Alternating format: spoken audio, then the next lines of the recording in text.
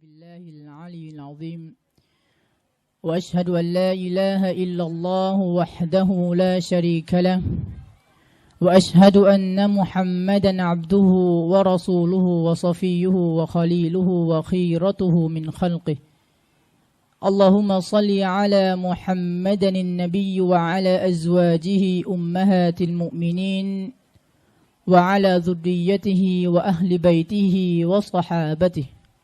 كما صليت على آل إبراهيم إنك حميد مجيد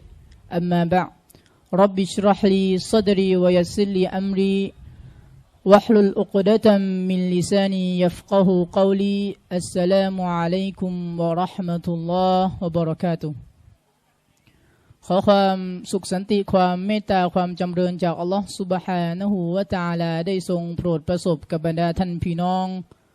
ผู้มีจิตศรัทธามั่นต่อเอกองค์อัลลอฮฺซุบฮานะฮูวะตะอาลาทั้งบรรดามุสลิมีนและก็บรรดามุสลิมาตที่เคารพรักทุกท่านก่อนอื่นนะครับผมก็ขอชุกรขอบคุณต่ออัลลอฮฺซุบฮานะฮูวะตะอาลาเป็นอย่างยิ่งที่อัลลอฮฺซุบฮานะฮูวะตะอาลานั้นได้ทรงให้เราทุกคนนั้นมีลมหายใจมีชีวิตอยู่บนโลกดุนยาใบนี้ในสภาพที่เป็นมุสลิมในสภาพที่เราและท่านทั้งหลายนั้นน้อมรับปฏิบัติตามหลักธรรมคำสอนของอัลลอฮฺซุบฮานะฮูวะตะอาลาเพราะว่าการที่เรานั้นได้ปฏิบัติในสิ่งที่เป็นคุณงามความดีนั้นถือว่าเป็นวัตถุประสงค์ที่สำคัญที่อัลลอฮฺซุบฮานะฮูวะตะอาลานั้นได้ทรงสร้างบรรดามนุษย์ขึ้นมาฉะนั้นสิ่งสำคัญเลยนะครับสิ่งต่างๆเหล่านี้เนี่ยถือว่าเป็นนิอ์มัตเป็นความโปรดปรานที่ยิ่งใหญ่และสำคัญที่เราและท่านทั้งหลายนั้นจะต้องขอบคุณชุกรต่ออัลลอฮฺซุบฮานะฮูวะตะอาลาเป็นอย่างยิ่งแล้วก่อนอื่นเลยนะครับผมก็ขอขอบคุณผู้หลักผู้ใหญ่ที่มอบโอกาสให้ผมในฐานะที่ผมเป็นนักเรียนนักศึกษาได้มีโอกาสขึ้นมาพูดคุยในเรื่องราวของอิสลามในเรื่องราวของศาสนาของอัลลอฮฺซุบฮานะฮูวะตะอาลาถือว่าสิ่งต่างๆนี้เป็นประสบการณ์ที่สำคัญและยิ่งใหญ่และเป็นจุดที่อัลลอฮฺซุบฮานะฮูวะตะอาลานั้นได้ทรงเลือกทั้งหมดทั้งมวลนี้ก็ล้วนเป็นการกำหนดของอัลลอฮฺซุบฮานะฮูวะตะอาลาทั้งสิ้นวันนี้นะครับประเด็นหรือว่าหัวข้อที่ผมอยากจะมาพูดคุยกับบรรดาท่านพี่น้องที่เคารพรักทุกท่านในวันนี้นั่นคือในเรื่องของอัลวะลาวัลบะเราะห์ก่อนอื่นนะครับเราต้องรู้และทำความเข้าใจกันก่อนว่าอัลวะลาวัลบะเราะห์เนี่ยคืออะไรอัลวะลาก็คือการที่เรานั้นจะต้องมอบความรักของเราให้กับอัลลอฮฺซุบฮานะฮูวะตะอาลาและการที่เราและท่านทั้งหลายนั้นจะต้องมอบความรักของเราให้กับท่านนบีมุฮัมมัดศ็อลลัลลอฮุอะลัยฮิวะซัลลัมและการที่เรานั้นจะต้องมอบความรักของเราให้กับบรรดาซอฮาบะห์ตลอดจนการที่เราจะต้องมอบความรักให้การช่วยเหลือให้การสนับสนุนบรรดามุสลิมที่มีหลักอากีดะห์ที่มีหลักความเชื่อที่ถูกต้องตลอดจนมีการปฏิบัติคุณงามความดีที่ตรงกับบทบัญญัติของอัลลอฮฺซุบฮานะฮูวะตะอาลานั่นหมายความว่าเราเนี่ยจะต้องรักพี่น้องของเราเพื่ออัลลอฮฺซุบฮานะฮูวะตะอาลาแต่ว่าการที่เราและท่านทั้งหลายนั้นจะรักพี่น้องของเราได้เนี่ยเงื่อนไขคือพี่น้องของเราจะต้องไม่ตั้งภาคีต่ออัลลอฮฺซุบฮานะฮูวะตะอาลาจะต้องไม่สร้างสิ่งหนึ่งสิ่งใดขึ้นมาใหม่ในศาสนาของอัลลอฮ์ก็คือสิ่งที่เป็นอุตริกรรมหรือว่าสิ่งซึ่งที่ไม่มีปรากฏหลักฐานที่ถูกระบุยืนยันจากกุรอานและหะดีษของท่านนบีมุฮัมมัดศ็อลลัลลอฮุอะลัยฮิวะซัลลัมฉะนั้นคำว่าอัลวะลาก็คือการที่เรานั้นจะต้องรักกันบนพื้นฐานของการมีหลักอากีดะห์มีหลักความเชื่อที่ถูกต้องเหมือนกันและมีการปฏิบัติหรือว่าการเจริญรอยตามท่านนบีมุฮัมมัดศ็อลลัลลอฮุอะลัยฮิวะซัลลัมเหมือนกันและคำว่าอัลบะเราะห์ก็คือการที่เรานั้นจะต้องแสดงความไม่ชอบแสดงความเกลียดชังหรือการที่เรานั้นจะต้องต่อต้านการที่เรานั้นจะต้องแสดงความไม่เกี่ยวข้องไม่ยุ่งเกี่ยวกับบรรดามุชริกีน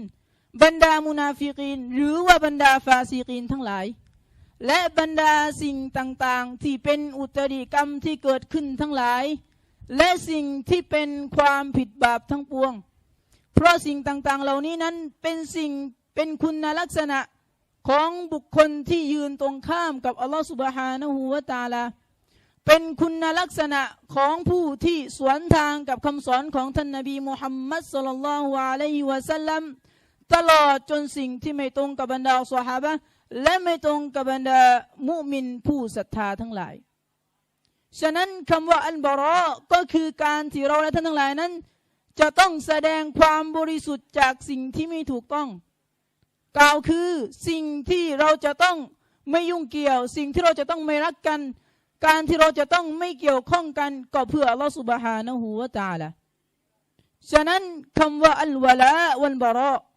โดยสรุปก็คือการที่เรานั้นจะต้องรักกันเพื่ออัลลอฮฺซุบฮานะฮูวะตะอาลา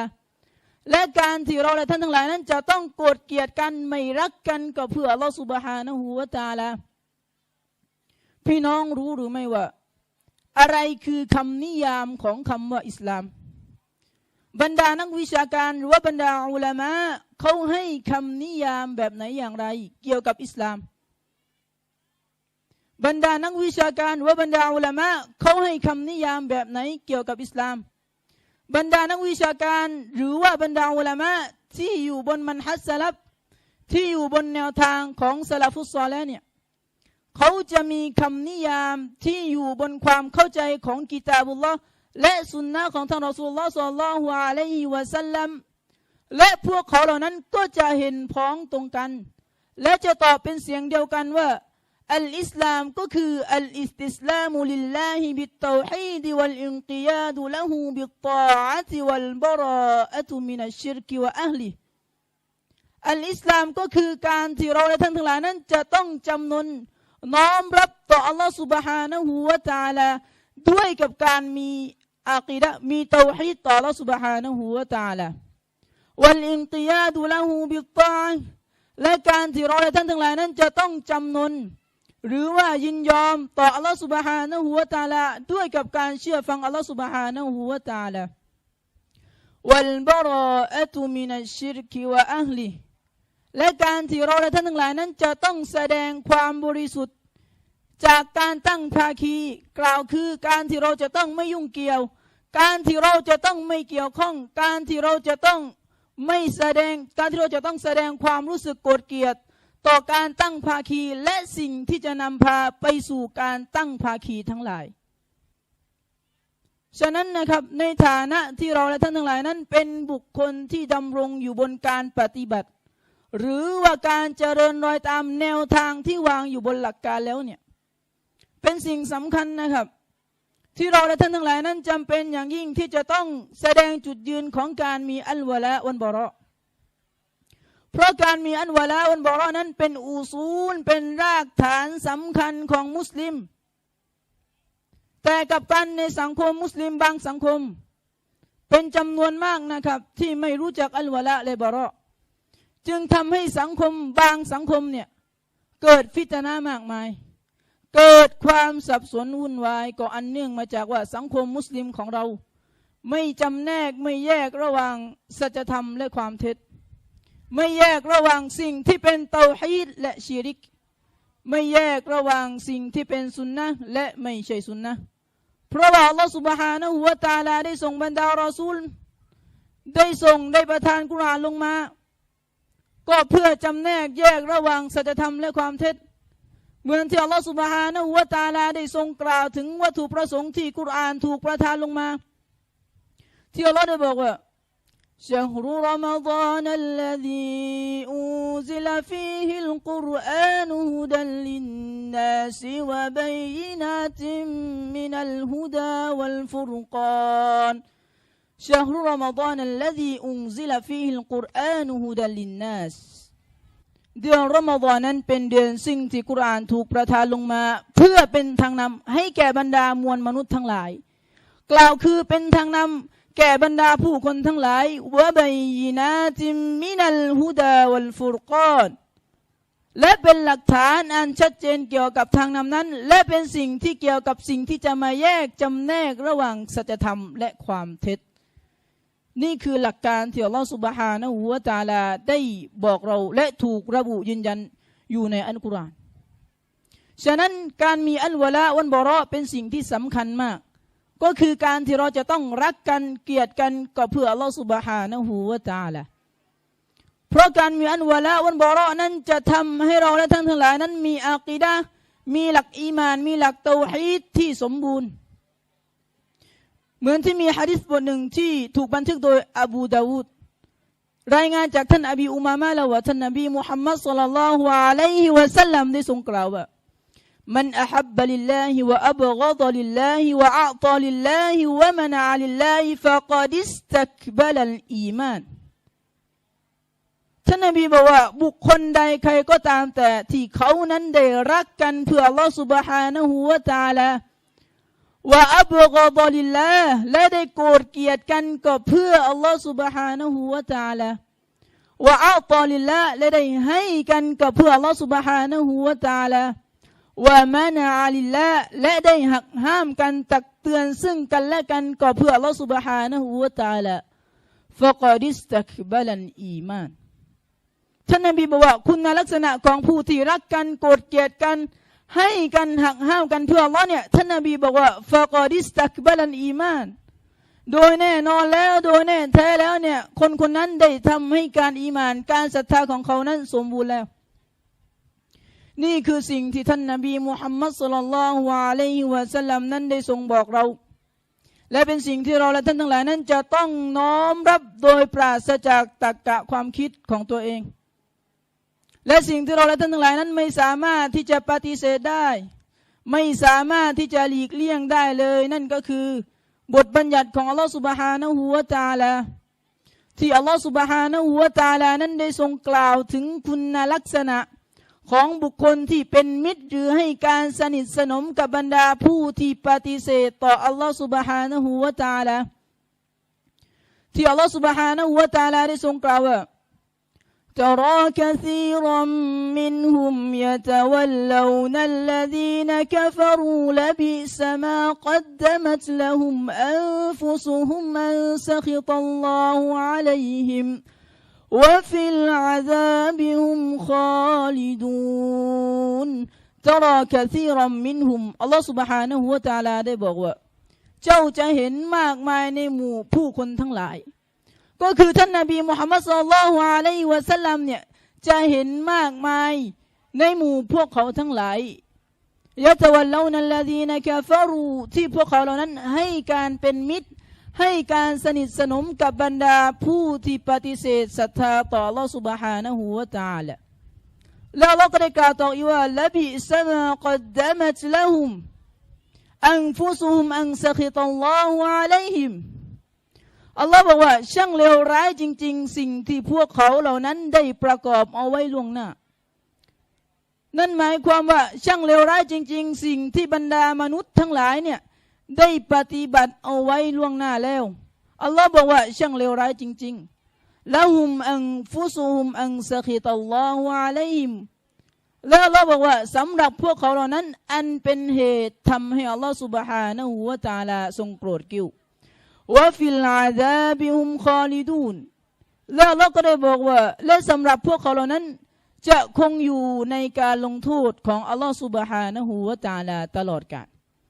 นี่คือสิ่งที่อัลลอฮฺซุบฮานะฮูวะตะอาลาได้บอกเราอย่างชัดเจน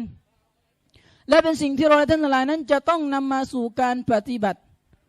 เพราะการมีอันวะลาอันบะเราะห์การรักกันเพื่ออัลลอฮ์โกรธเกลียดกันเพื่ออัลลอฮ์นั้นเป็นอุซูลเป็นรากฐานเป็นอากีดะห์ที่เราจะต้องให้ความสำคัญที่เราและท่านทั้งหลายนั้นจะต้องให้ความยิ่งใหญ่ในเรื่องของอัลวะลาอันบะเราะห์เพราะอัลวะลาอันบะเราะห์นั้นจะทำให้ลาอิลาฮะอิลลัลลอฮ์ของเรานั้นสมบูรณ์และจะทำให้ห่วงโซ่อีมานของเรานั้นยึดมั่นโดยที่ไม่มีวันขาดหายไปโดยที่ไม่มีวันสูญสลายหายไปและการมีอันวะลาอันบะเราะห์นั้นจะทำให้เราและท่านทั้งหลายนั้นเป็นบุคคลที่อยู่ใต้ร่มเงาของอัลลอฮฺซุบฮานะฮูวะตะอาลาในวันกิยามะห์ด้วยนี่คือสิ่งที่มีปรากฏหลักฐานที่ถูกระบุยืนยันเอาไว้ฉะนั้นเป็นสิ่งที่สำคัญถ้าเราลองมองย้อนกลับไปดูคนในอดีตพี่น้อง ไม่ว่าจะเป็นบรรดาซอฮาบะห์ก็ดีเนี่ยหรือว่าบรรดาซะลาฟุศศอลิห์เนี่ยเราจะพบเห็นนะครับว่าคนเหล่านั้นเนี่ยเขามีอัลวะลาวัลบะเราะกันขนาดไหนเขามอบความรักให้กับอัลลอฮฺซุบฮานะฮูวะตะอาลาและมอบความรักให้กับท่านนบีมุฮัมมัดศ็อลลัลลอฮุอะลัยฮิวะซัลลัมมากกว่าสิ่งใดมีซอฮาบะห์ท่านหนึ่งซึ่งมีชื่อว่าอบูอุบัยดะห์อิบนุญัรรอห์เป็นบุคคลที่เข้ารับอิสลามในสงครามบะดัรพ่อของท่านอบูอุบัยดะห์อิบนุญัรรอห์เนี่ยพยายามที่จะสู้รบกับท่านอบูอุบัยดะห์อิบนุญัรรอห์ในสงครามในสนามรบแต่ปรากฏว่าท่านอบูอุบัยดะห์อิบนุญัรรอห์พยายามที่จะหลีกหนีพ่อไปทางขวาพ่อก็ตามมาไปทางซ้ายพ่อก็ตามมาจนกระทั่งว่ามาถึงจุดที่จะต้องวัดใจกันอิสลามกับพ่อของตัวเองอัลลอฮ์และรอซูลกับพ่อของตัวเอง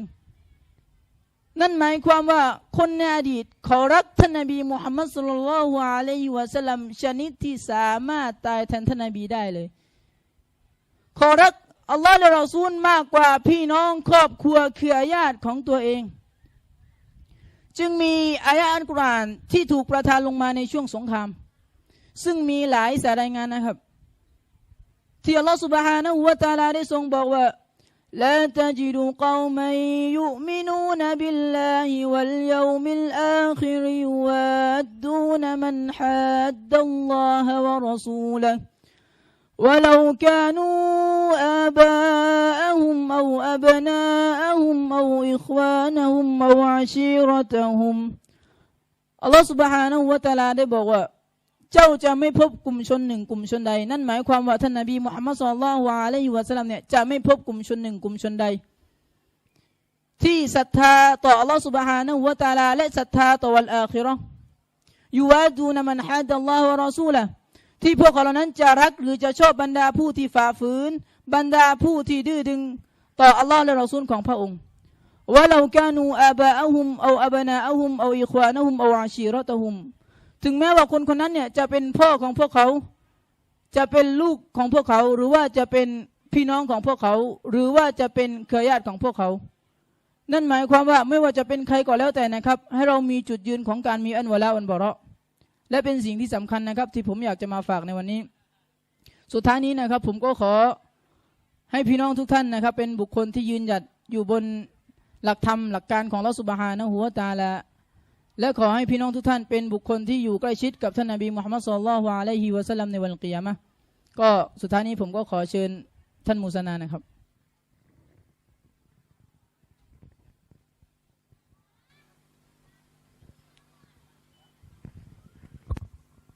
บิสมิลลาห์อัลฮัมดุลิลลาฮิร็อบบิลอาลามีนวะบิฮินัสตะอีนลาฮาวละวะลากุวะตะอิลลาบิลลาห์วัสศอลาตุวัสสลามุอะลารอซูลินามุฮัมมัดوعلى آله وصحبه ومن تبعهم بإحسان إلى يوم الدين السلام عليكم ورحمة الله وبركاته ขอความสุขสันติความเมตตาความจำเริญจากเอกอัลลอฮฺซุบฮานะฮูวะตะอาลาทรงประสบแด่ท่านพี่น้องผู้ร่วมศรัทธาที่เคารพรักทุกท่านอัลฮัมดุลิลละห์ครับพี่น้องที่ผมได้มีโอกาสมาบรรยายเกี่ยวกับหัวข้อเรื่องความสำคัญของอัลวะลาวัลบะเราะห์รักกันเพื่ออัลลอฮฺซุบฮานะฮูวะตะอาลาและเกลียดกันโกรธกันเพื่ออัลลอฮฺซุบฮานะฮูวะตะอาลาพี่น้องเชื่อไหมครับว่าเรื่องนี้เนี่ยเป็นหนึ่งใน3เรื่องที่สำคัญต่ออันอิสลามมากๆอยู่ในระดับเดียวกับตอฮีดเลยในเรื่องราวของอิสลามเนี่ยมันมีระดับความสำคัญมากมายใช่ไหมครับตอฮีดนั่นคือเรื่องใหญ่ตอฮีดคือการเคารพภักดีต่ออัลลอฮฺซุบฮานะฮูวะตะอาลาเพียงผู้เดียวเท่านั้นนะครับพี่น้องเป็นสิ่งที่เรานั้นจำเป็นจะต้องเอาใจใส่อยู่ตลอดเวลาเพราะเป็นสิ่งเดียวที่จะทำให้เรานั้นรอดพ้นจากไฟนรกของอัลลอฮฺซุบฮานะฮูวะตะอาลาและก็เรื่องรักกันเพื่ออัลลอฮฺซุบฮานะฮูวะตะอาลาเกลียดกันโกรธกันหันเหออกจากกันเพื่ออัลลอฮฺซุบฮานะฮูวะตะอาลาก็เป็นอีกเรื่องหนึ่งเช่นเดียวกันนะครับที่เป็นเรื่องใหญ่ที่มุสลิมเราไม่สมควรที่จะละทิ้งเรื่องนี้ไปท่านเชคอุซัยมีนรอฮิมะฮุลลอฮุตะอาลาได้กล่าวไว้ว่ามุสลิมเรามีอยู่3อย่าง3ประการที่จำเป็นจะต้องศึกษาเรียนรู้มุสลิมเรามีอยู่3อย่างที่จำเป็นจะต้องเรียนรู้เป็นพื้นฐานในการดำเนินชีวิตของเราหากเราไม่ได้เรียน3อย่างนี้เราอาจจะเป็นมุสลิมที่บกพร่องได้นะครับพี่น้องเรื่องใหญ่ๆ3เรื่องก็คือเรื่องแรกอะกีดะห์หรือตอฮีดนั่นเองพี่น้องเชื่อไหมครับว่า พี่น้องรู้ไหมครับว่าตอฮีดุรบูบียะห์คืออะไรบรรดานักวิชาการหรือบรรดาอุลามะเนี่ยที่อยู่บนมัธยัสซะลัฟหรือแนวทางซะลาฟุสซอลิห์เนี่ยพวกเขามีความเข้าใจที่อยู่บนพื้นฐานของกิตาบุลลอฮ์และสุนนะของท่านรอซูลศ็อลลัลลอฮุอะลัยฮิวะซัลลัมและบรรดานักวิชาการหรือบรรดาอุลามะเนี่ยพวกเขามีความเข้าใจและความคิดเห็นและเห็นพ้องตรงกันและจะตอบเป็นเสียงเดียวกันว่าอัรรุบูบียะห์ตรงนี้ก็คืออัฟอาลก็คือการบริหารการจัดการการดูแลการควบคุมสรรพสิ่งทุกอย่างที่อัลลอฮฺซุบฮานะฮูวะตะอาลาได้ทรงสร้างทั้งหมดและยังรวมถึงคุณลักษณะที่ยิ่งใหญ่ของอัลลอฮฺซุบฮานะฮูวะตะอาลาไม่ว่าจะเป็นอัลลอฮ์มานผู้ทรงเมตตาอัลลอฮีมผู้ทรงปราณีอัลคอลิกผู้ทรงสร้างอัลรอซักผู้ทรงประทานริสกีปัจจัยยังชีพต่างๆอัลฮากิมหรือผู้ทรงตัดสินและอื่นๆอีกมากมายนะครับพี่น้องและอัลลอฮฺซุบฮานะฮูวะตะอาลาทรงสร้างสรรพสิ่งทุกอย่างเหมือนที่อัลลอฮฺซุบฮานะฮูวะตะอาลาได้ทรงกล่าวถึงการสร้างของพระองค์ไว้ในซูเราะห์อัลอาราฟอายะห์ที่54ไว้ว่าอินนะร็อบบักุมุลลอฮุลลซีคอลักัสสมาวาติวัลอัรฎฟีซิตตะติอัยยามินซุมมัสตาวาอะลัลอัรชอัลลอฮฺซุบฮานะฮูวะตะอาลากล่าวว่าอินนะร็อบบักุมุลลอฮ์แท้ที่จริงแล้วเนี่ยพระผู้อภิบาลของสุเจ้าทั้งหลายคืออัลลอฮฺซุบฮานะฮูวะตะอาลาอัลลซีคอลักัสสมาวาติวัลอัรฎผู้ซึ่งได้สร้างบรรดาชั้นฟ้าและแผ่นดินฟีซิตตะติอัยยามเพียงระยะเวลาแค่6วันเท่านั้นนะครับพี่น้องซุมมัสตาวาอะลัลอัรชหลังจากนั้นอัลลอฮฺซุบฮานะฮูวะตะอาลาก็ทรงประทับหรือสถิตอยู่บนบัลลังก์และอีกเตาฮีดหนึ่งที่เราควรรู้และนำมาสู่การปฏิบัติในการดำเนินชีวิตของเรานั่นก็คือเตาฮีดอัลอูลูฮียะห์เตาฮีดอัลอูลูฮียะห์ก็คือการอิบาดะห์ต่ออัลลอฮฺซุบฮานะฮูวะตะอาลาหรือการเคารพภักดีต่ออัลลอฮฺซุบฮานะฮูวะตะอาลานั่นเองและอีกชื่อหนึ่งที่บรรดานักวิชาการได้เรียกกันก็คือเตาฮีดอัลอิบาดะห์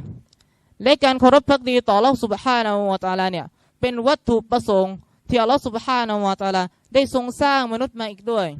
เหมือนที่อัลลอฮฺซุบฮานะฮูวะตะอาลาได้ทรงกล่าวไว้ในซูเราะห์อัซซาริยาตอายะห์ที่56ไว้ว่าอายะห์ที่56ไว้ว่าวะมาคอลักตุนจินนะวัลอินซะอิลลาลิยะบุดูนและข้าไม่ได้สร้างยินและมนุษย์มาเพื่อวัตถุประสงค์เพียงอันใดอิลลาลิยะบุดูนเว้นแต่เพื่อให้พวกเขาทำการเคารพอิบาดะห์ต่ออัลเลาะห์ซุบฮานะฮูวะตะอาลาหมายถึงอัลเลาะห์ซุบฮานะฮูวะตะอาลาเนี่ยไม่ได้สร้างยินและไม่ได้สร้างมนุษย์มาเพื่อวัตถุประสงค์เพียงอันใดเลยอิลลาลิยะบุดูนเว้นแต่เพื่อให้พวกเขาทำการเคารพอิบาดะห์ต่ออัลเลาะห์ซุบฮานะฮูเพียงองค์เดียวเพียงผู้เดียวนะครับพี่น้องว่าแม้ในยะบุดูนและความหมายของเขาว่าการเคารพภักดีต่ออัลเลาะห์ซุบฮานะฮูวะตะอาลาเนี่ยอัยยุวะฮิดูนคือการให้เอกภาพต่ออัลเลาะห์ซุบฮานะฮูวะตะอาลาและอีกเตาฮีดหนึ่งก็คือเตาฮีดอัสมาวะซิฟัตเตาฮีดอัสมาวะซิฟัตก็คือพระนามต่างๆของอัลเลาะห์ซุบฮานะฮูวะตะอาลาหรือซิฟัตคุณลักษณะต่างๆของอัลเลาะห์ซุบฮานะฮูวะตะอาลา3เตาฮีดนี้เตาฮีดอัรรุบูบียะห์เตาฮีดอัลอูลูฮียะห์เตาฮีดอัสมาวะซิฟัตเป็น3เตาฮีดที่เราจะต้องศึกษาเรียนรู้อย่างจริงจังนะครับพี่น้องนี่ก็สิ่งที่ผมพูดมาข้างต้นนี้ก็คือประการแรกนะครับพี่น้องและประการที่2เมื่อเรารู้จักอัลลอฮฺซุบฮานะฮูวะตะอาลาแล้วจำเป็นที่เรานั้นจะต้องศึกษาเรียนรู้สิ่งที่มาให้เรานั้นออกจากคำว่ามุสลิมคือเราต้องเรียนนะวากิดุลอิสลามสิ่งที่ไม่ทำให้เสียอิสลามสิ่งที่ไม่ทำให้เรานั้นตกออกจากศาสนาอิสลามมีอยู่10ประการนะครับพี่น้องและประการที่3ที่ผมจะมาพูดในวันนี้ก็คืออัลวะละวัลบะเราะรักกันเพื่ออัลลอฮฺซุบฮานะฮูวะตะอาลาและโกรธกันเกลียดกันหันเหออกจากกันเพื่ออัลลอฮฺซุบฮานะฮูวะตะอาลาจุดยืนของมุสลิมในการดำเนินชีวิตอยู่ในทุกๆวันนี้นะครับพี่น้องและอัลวะละวัลบะเราะเนี่ยเป็นส่วนหนึ่งของความหมายคำว่าลาอิลาฮะอิลลัลลอฮ์ลามะอ์บูดะบิฮักกินอิลลัลลอฮ์ไม่มีพระเจ้าอื่นใดที่คู่ควรแก่การเคารพสักการะภักดีที่แท้จริงที่แท้อิลลัลลอฮ์เว้นแต่อัลลอฮ์ซุบฮานะฮูวะตะอาลาเพียงองค์เดียวเพียงผู้เดียวนะครับพี่น้องและใครก็ตามที่มีหลักอัลวะละวัลบะเราะเนี่ยก็แสดงว่าเขาทำให้กะลิมะฮ์ชะฮาดะห์ลาอิลาฮะอิลลัลลอฮ์นั้นบรรลุถึงเป้าหมายแล้วนะครับพี่น้องคนหนึ่งจะต้องไม่รักกันนอกจากว่าจะรักกันเพื่ออัลลอฮฺซุบฮานะฮูวะตะอาลาและจะต้องไม่โกรธกันเกลียดกัน นอกจากว่าจะโกรธกันเกลียดกันเพื่ออัลลอฮฺซุบฮานะฮูวะตะอาลาจะต้องรักในสิ่งที่อัลลอฮฺซุบฮานะฮูวะตะอาลาทรงรักและจะต้องเกลียดในสิ่งที่อัลลอฮฺซุบฮานะฮูวะตะอาลาทรงเกลียดแล้วอัลลอฮฺซุบฮานะฮูวะตะอาลาได้ทรงกล่าวไว้ในซูเราะห์อัลมาอิดะห์อายะห์ที่80ว่าترى كثيرا منهم يتولون الذين كفروا لبئس ما قدمت لهم أنفسهم أن سخط الله عليهم وفي العذاب هم خالدون อัลลอฮฺ سبحانه และ تعالى ได้กล่าวไว้ว่า ترى كثيرا منهم เจ้าจะเห็นมากมายในหมู่บรรดาพวกเขาหมายถึงท่านนบีมุฮัมมัดศ็อลลัลลอฮุอะลัยฮิวะซัลลัมจะเห็นมากมายในหมู่บรรดาพวกเขาيتولون الذين كفروا ที่บรรดาพวกเขาเหล่านั้นเป็นมิตรกับบรรดาผู้ที่ปฏิเสธศรัทธาปฏิเสธต่ออัลลอฮฺ سبحانه และ تعالى ละบิซะมากัดดะมัตช่างเลวร้ายจริงๆสิ่งที่พวกเขาได้กระทำสิ่งที่พวกเขาได้ปฏิบัติเอาไว้ลงหน้าละฮุมอันฟุซุฮุมอันซะคิตัลลอฮุอะลัยฮิมสำหรับพวกเขาเหล่านั้นอันเป็นเหตุทำให้อัลลอฮฺ سبحانه และ تعالى ทรงโกรธเกลียดพวกเขาวะฟิลอาซาบิฮุมคอลิดูนและสำหรับพวกเขาเหล่านั้นจะอยู่ในการลงโทษตลอดกาลและอัลวะลาวัลบะเราะเนี่ยเป็นห่วงโซ่อันมั่นคงของการศรัทธาการยึดมั่นที่แท้จริงและมีหะดีษซอฮีฮ์หะดีษหนึ่งของท่านรอซูลศ็อลลัลลอฮุอะลัยฮิวะซัลลัมท่านรอซูลศ็อลลัลลอฮุอะลัยฮิวะซัลลัมได้กล่าวไว้ว่าเอาซักุลอุรอนอีมานอัลฮุบบุฟิลลาฮ์วัลบุฆฎุฟิลลาฮ์ท่านรอซูลศ็อลลัลลอฮุอะลัยฮิวะซัลลัมได้กล่าวว่าเอาซักุลอุรอนอีมานห่วงโซ่อันมั่นคงของการศรัทธาก็คืออัลฮุบบุฟิลลาฮ์การรักกันการเป็นมิตรกันการมอบความรักให้ซึ่งกันและกันเพื่ออัลลอฮฺ سبحانه และ تعالى วัลบุฆฎุฟิลลาฮ์และการโกรธกันการเกลียดชังกันเพื่ออัลลอฮฺ سبحانه และ تعالى และอัลวะลาวัลบะเราะคือส่วนที่จะมาเติมเต็มอีหม่านของคนคนหนึ่งหรือศาสนาของคนคนหนึ่งให้ครบถ้วนสมบูรณ์นะครับพี่น้องและอัลวะลาวัลบะเราะก็มีอยู่ในหนึ่งใน7จำพวกที่จะได้อยู่ใต้ร่มเงาของอัลลอฮฺ سبحانه และ تعالى รจุลานีตะฮับบาฟิลลาฮ์اجتمع عليه وافترق عليه أو تفرق عليه ชายหนุ่มสองคนที่รักกันสนิทสนมกันรักใคร่กันในหนทางของอัลเลาะห์ซุบฮานะฮูวะตะอาลาไม่มีปัจจัยอื่นใดที่จะทำให้พวกเขานั้นรักใคร่กันเป็นพี่น้องกันนอกจากคนเหล่านั้นได้อยู่ในแนวทางของอัลเลาะห์ซุบฮานะฮูวะตะอาลาไม่ได้รักเพราะหล่อไม่ได้รักเพราะสวยไม่ได้รักเพราะรวยไม่ได้รักเพราะมีปัจจัยทางโลกดุนยาใบนี้แต่อันใดแต่อย่างใดเลยแต่รักกันเพราะอัลเลาะห์ซุบฮานะฮูวะตะอาลาเมื่อใดที่สองคนนี้รักกันเพื่ออัลลอฮฺซุบฮานะฮูวะตะอาลาแล้วหากสองคนนี้คิดจะแยกทางกันคิดจะเกลียดกันคิดจะโกรธกันคิดจะทะเลาะกันก็ไม่มีเหตุอันใดที่จะทำให้พวกเขาสองคนนั้นแยกทางกันเกลียดกันโกรธกันทะเลาะกันนอกจากหนทางของอัลลอฮฺซุบฮานะฮูวะตะอาลาด้วยกันนี่ก็เป็นหนึ่งใน7จำพวกที่จะได้อยู่ใต้ร่มเงาของอัลลอฮฺซุบฮานะฮูวะตะอาลาและผมก็ต้องขอฝากไว้เพียงเท่านี้นะครับพี่น้องأقول قولي هذا وأستغفر الله لي ولكم ولسائر المسلمين من كل ذنب فاستغفروه إنه هو الغفور الرحيم السلام عليكم ورحمة الله وبركاته